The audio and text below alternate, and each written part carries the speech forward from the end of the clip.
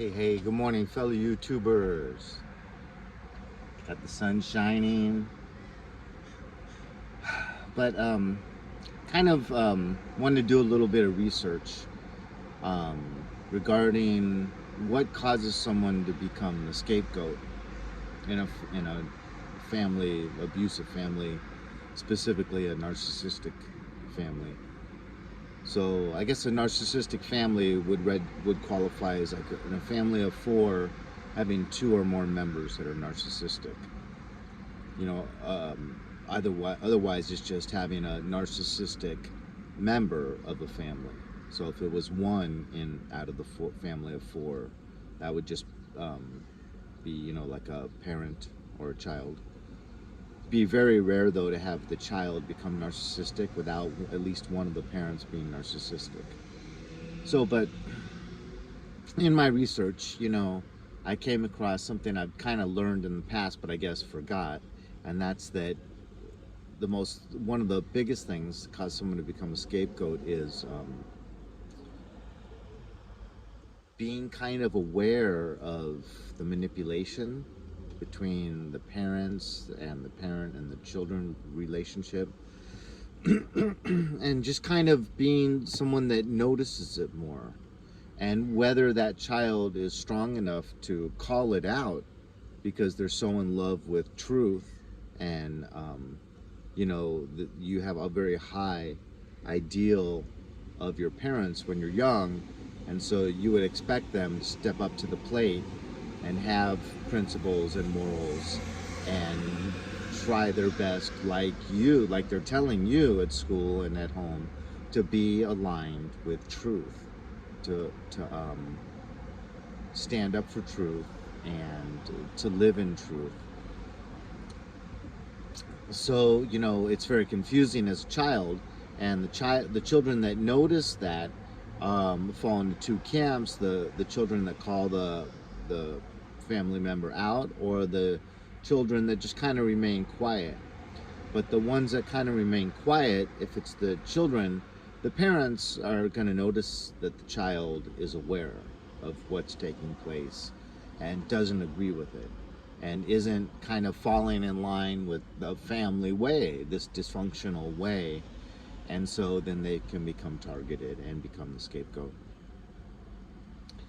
Sorry, I'm not looking at the screen that much because the sun is reflecting so bright off my shirt that I can't even see my own image in the camera. So that's why I'm not looking at the camera as much as usual, probably. So, growing up as the truth teller in a narcissistic family, or the scapegoat, or both, is difficult, but it's great for building perseverance, resilience, um, tenacity, strength. Going through it, you feel extremely weak, but when and if you can come out the other end, you're very strong. So let's see. Oh yeah, where do I want to go with this? So right now, I think most of us would agree, most of the people that are subbed on this channel and watch my videos and comments would agree that the world's gone bonkers, something's wacky, and there seems to be a correlation between the Bible and what's taking place, where people are kind of letting their rationality go and their morals go and their conscience go. And that's predicted in the Bible in several places, even in the Old Testament, that God's going to stop trying to hold their mentality together and just let them kind of go about their wickedness and their wicked ways and pursue that, and relinquish his hold on them, and that knocking on the on the door of their heart every day, and kind of letting them know in very subtle ways that there's a loving God, and there's order, and there's right and wrong, and there's expectations, and there's love.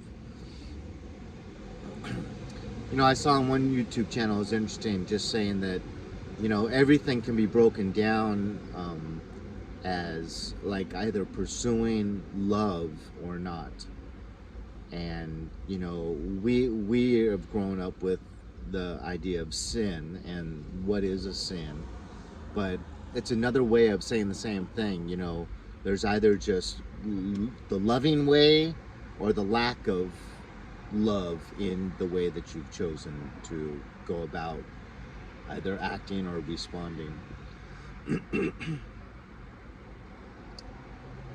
But I think right now, with this world the way it is, and with people's kind of rationality and a lot of their morals and a lot of these foundations that we would talk about as being like the cornerstone that they're building themselves upon.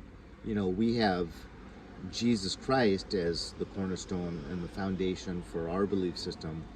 Other people that don't have Christianity might have a different religion as their cornerstone, or might just have the way they were raised and wanting to show their family that they're good people because they want their children to be good also. So, there's a lot of different reasons for people trying to be loving and good. But in this day and age, with things going wacko and people being more okay with being really, really kind of crooked, deceiving, plotting, scheming, the more we have to become truth tellers. Because that's the kind of person that would be more likely to call them out, regardless of the consequences. So that sometimes means a bumpier road at work, a bumpier road in the family, so a lot more consequences. But I think part of the reason why we got where we are is everyone wants to placate. Everyone wants to succumb to the pressures of society, interpersonal relationships. We all want the easy road. Let's not rock the boat, And I've never been that way, and I've always been so confused with myself why I always chose the more difficult pathways. Out of every situation, I could look back and see the fork in the road, the why, and I always choose the more difficult path. And my boss once was really upset with me, and this guy would love to get upset at people and shut the door and get really inappropriate in his office, and he was doing that this one time. And he was like, when you see one of these bulls, these Los Angeles Unified Bulls, and they're storming towards you, why do you always step forward? I'm like, what? It's like, why can't you ever step back, take the matador approach? I'm like, come again? It's like, the matador with the red flag, let the bull go by, step back. Why don't you ever take that pathway? And I was like, oh, I'll have to think about that. I didn't know, I wasn't aware of that. And sure enough, I thought about it, and it's because I call out hypocrisy. I call out even among people that are not really my boss, but they're superior to me in one way or another. We have a lot of these meetings, IEP meetings, and I'm going to speak the truth. And if they say something that I have to quiet down some of my results because they contradict what that teacher's saying, and I've cross-validated my research, and I have interview information or record review information that solidifies what I found with my test results, I'm going to politely disagree with her and state my case. With these bulls, you don't do that. So my bosses would get a call that afternoon, and I'd be in deep doo-doo. Excuse my French, right? No. So you get what I'm saying. But it never deterred me. I would just kind of always be confused and be like, why am I getting in such hot water again, I was polite the way I represented my results. And other people would just be like, you just shouldn't have gone there, You got to see these people for what they are and just step back and let them be the big rooster, or the gorilla beating their chest. And when the meeting's done, you can go kick your waste paper basket when you get back to your office, chew some gum, and put your earphones in and listen to a good song or something, or play a game on your phone. But all of that I didn't understand, and now I understand it, and now it feels so good for everything to make sense. And I think in a way it's good for me to have gone through that and to be where I am now with what's going on in the world, because I don't fear consequences. I don't care if anyone likes me or dislikes me. I just have always been in love with the truth. I've always been in love with beauty. I've always been in love with hard work, honesty, and those things are so underrated. And then we wonder, why do so many people have depression? Why do so many people have anxiety? Well, we're dysfunctional. We're getting our needs met through dysfunction at the cost of other people's emotional well-being. And people don't understand what they're doing or why they're doing it, but we've lost our foundation of, God, family, country. God first, even before family. Anyways, on that note, I think just want to ask all of you to try a little bit. Maybe you are one of these truth tellers and you're getting in trouble at work. Well, keep it up. If you're not one of these, and you always stay low and make sure that your bosses love you, and make sure that you never say anything that is outside of what's politically correct for that moment, that week. Everything's changing so fast. Sorry for all the noises. But if you're one of those people, try to step out. Try to be willing to take some risks, very politely and gingerly, stating your case when people are expecting to just glom over the truth. Because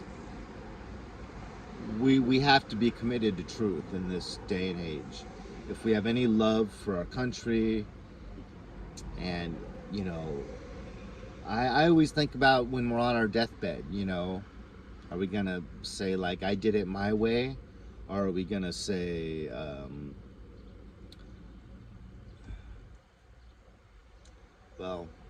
our deathbed, are we gonna be happy that we stood up to basically evil? Because what is deception? That's the number one thing of the devil. So we have to stand up to falsehoods. We have to stand up to deception, and that's why I am no longer a Democrat. The amount of falsehoods, because really deception is also withholding of truth, or speaking more to something that's true but wasn't that important, and blowing that part up when this other part was much more influential, and you're not speaking at all about that part. So there's tons of ways you can be deceiving. I mean, the devil can quote scripture to serve his own ends, serve his own needs. Anyways, I'm starting to ramble. God bless. I hope this comes across well. I was really rambling. I just wanted to make the point about how if you're a truth teller and it's caused you a lot of pain in life, and it was you're like me and it took decades, I'm in my mid-50s, to really put all the pieces of the puzzle together. God bless you. And it's made you who you are, so obviously don't resent or regret any of that. But let's run with it. Let's keep being fearless warriors and speaking truth, because Jesus is the way, the truth, and the life, and we want to be part of that. God bless.